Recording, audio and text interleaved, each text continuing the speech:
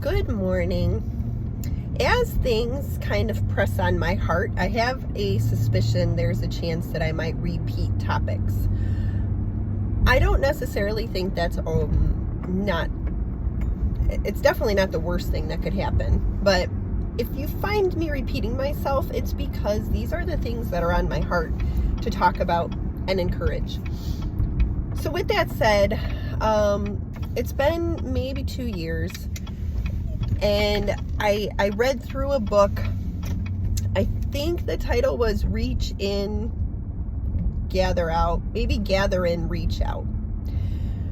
The premise of the book, though, was opening your home. That's what I walked away from after reading it that's what I walked away with after reading it. Oh boy, it's been one of those weeks that have been so rich and so full, but there are so many things going on in my brain, so I don't think my words are going to be super eloquent today. Just a heads up. So like I was saying, this book that I read, what I took away from, here we go again.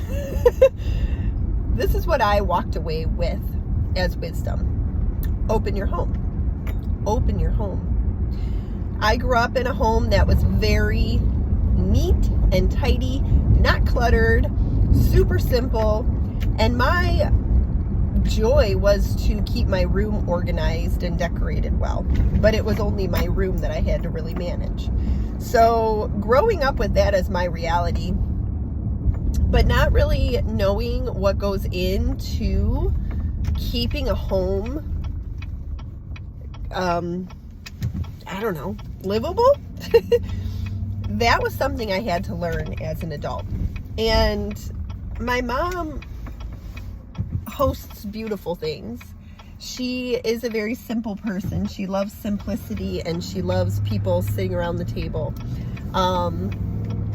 But as I was growing up, I didn't pay much attention to all that went in behind the scenes, I guess. I mean, to this day, she will stay up very late and get her work done, so she's prepared for the next day.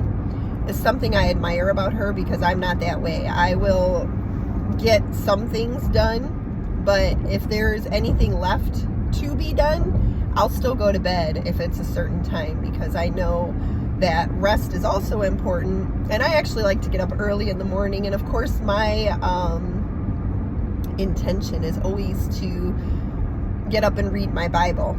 But generally, if I'm awake before the time that I sit down to read my Bible, I will use that time to do some cleaning.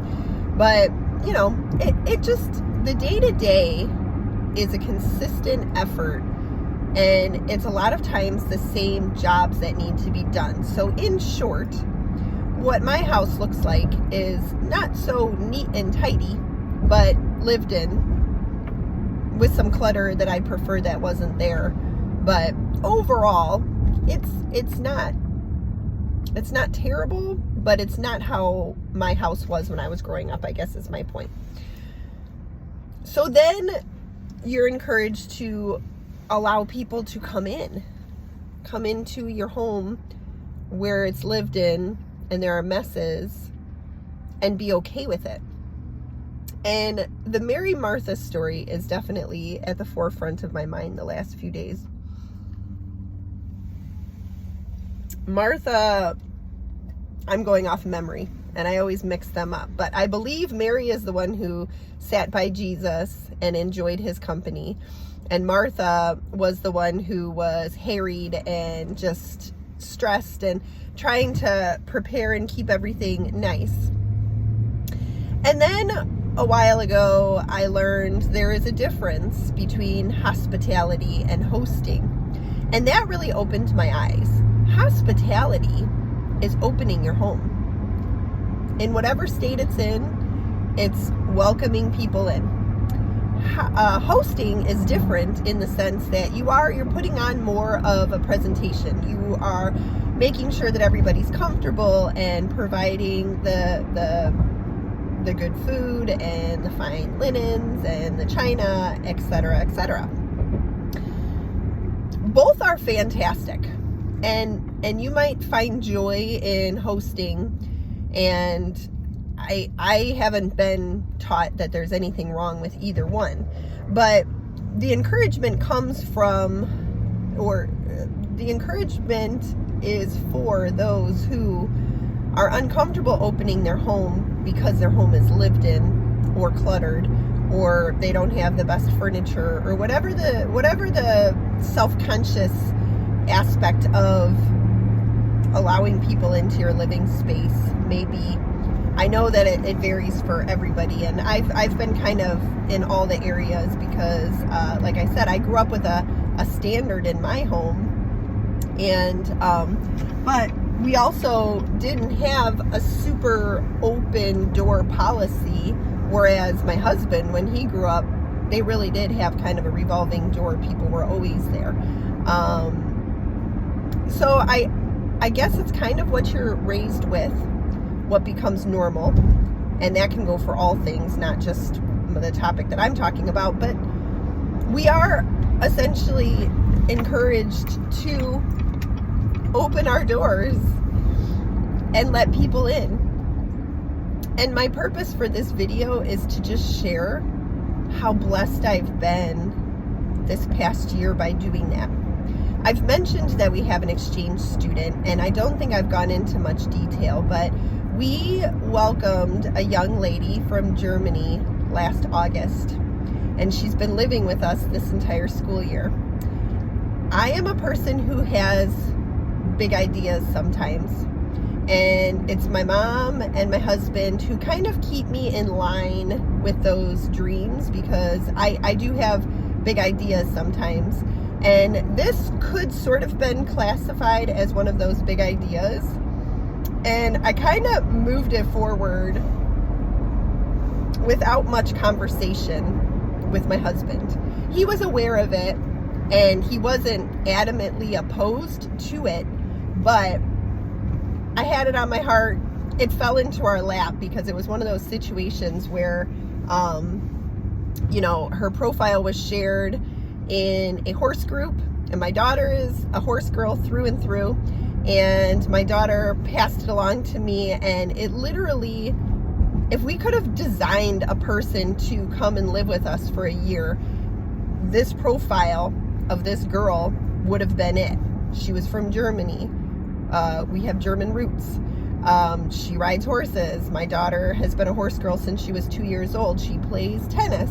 My daughter played tennis in high school. So, and knowing that they were going to have to share a room just kind of made it a no-brainer. So we just made it happen. And it's been wonderful. That's the bottom line. I was a little concerned before she came because it's vulnerable to have somebody come and live in your home. You want them to come and enjoy their time. You want everybody to get along. You want there to be peace. You want there to be enrichment, all the things.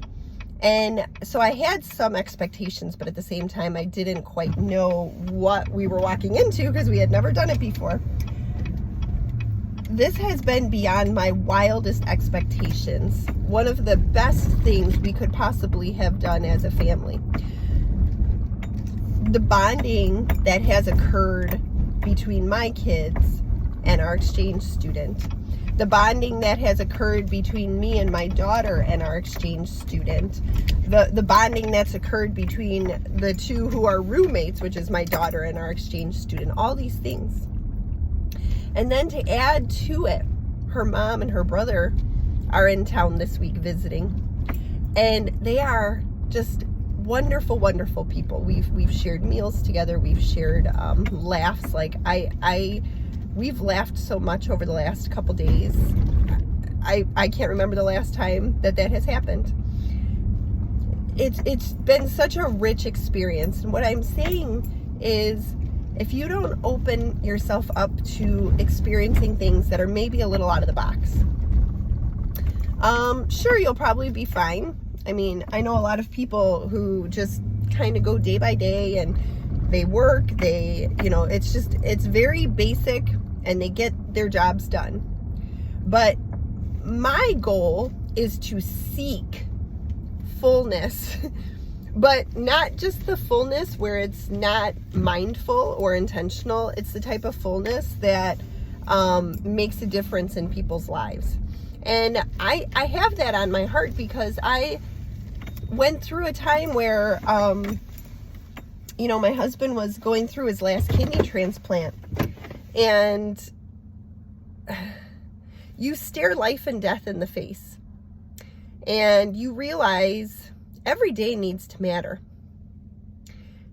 And you also realize you need to make some changes, because a lot of times if your eyes haven't been open to that fact, you can very easily just bury your head and do your duties and get them done and go to bed and start the next day, do the same thing over again.